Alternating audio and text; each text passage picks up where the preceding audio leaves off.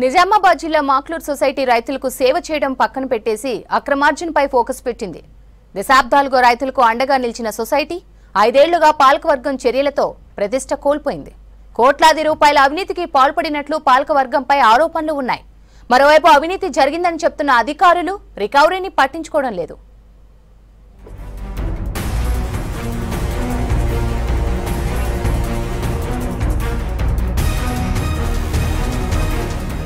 నిజామాబాద్ జిల్లాలో అతిపెద్ద ప్రాథమిక సహకార సంఘాల్లో మాక్లూర్ ప్రాథమిక సహకార సంఘం ఒకటి.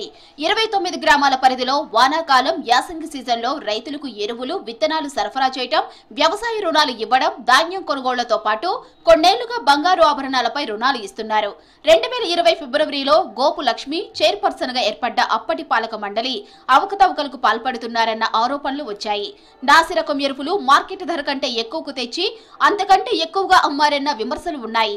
ధాన్యం కొనుగోళ్లలో హమాలీ ఛార్జీలు ఎక్కువగా వసూలు చేసి కూలీలకు తక్కువ చెల్లించి మిగిలిన సొమ్ము కాజేశారని రైతులు అంటున్నారు. వీటితో పాటు లెక్కపత్రం లేకుండా బ్యాంకుల నుంచి డబ్బులు తీసుకున్నారంటూ సంఘం పరిధిలోని సభ్యులు, రైతులు కలెక్టర్కు ఫిర్యాదు చేశారు. అయితే బీఆర్ఎస్ అధికారులు ఉండటంతో అప్పట్లో ఎలాంటి చర్యలు తీసుకోలేదు. ప్రతిసారి అవినీతి జరుగుతూనే ఉన్నది, అది కూడా కోట్లలో ఉన్నది.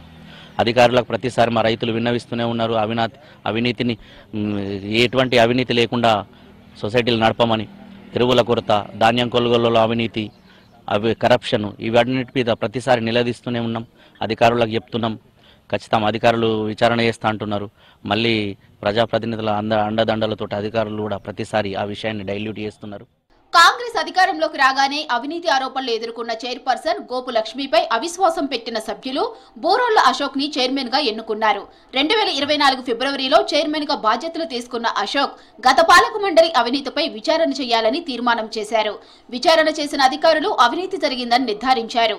5 సీజన్లలో ధాన్యం కొనుగోళ్ల సమయంలో రైతుల నుంచి ఒక్కో బస్తాకు హమాలీ కింద 14 రూపాయలు వసూలు చేశారని, కానీ హమాలీలకు మాత్రం 11 రూపాయలు చెల్లించారని, మిగతా 3 రూపాయలను సొసైటీ చైర్మన్, పాలకవర్గం సభ్యులు సొంతానికి వాడుకున్నారని తేలింది.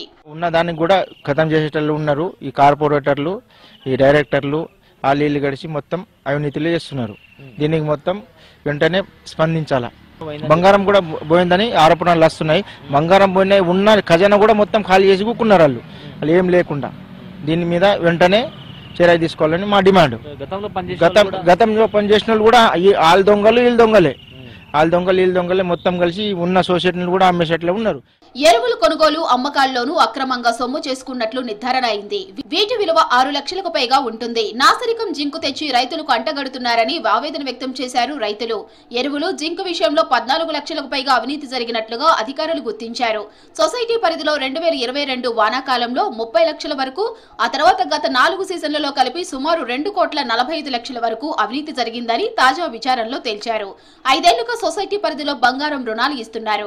లాకరులో ఉన్న 70 బంగారం ప్యాకెట్లలో 30 ప్యాకెట్లు మాయమైనట్లు తాజా విచారణలో తేల్చారు అధికారులు. వీటి విలువ 30 లక్షల వరకు ఉంటుందన్నారు. దీనికి సంబంధించి బాధ్యులకు నోటీసులు ఇచ్చారు. 2022 నుంచి 24 ఆగస్టు వరకు 3 కోట్ల దుర్వినియోగం జరిగిందని ఎంక్వైరీ రిపోర్ట్లో వచ్చింది.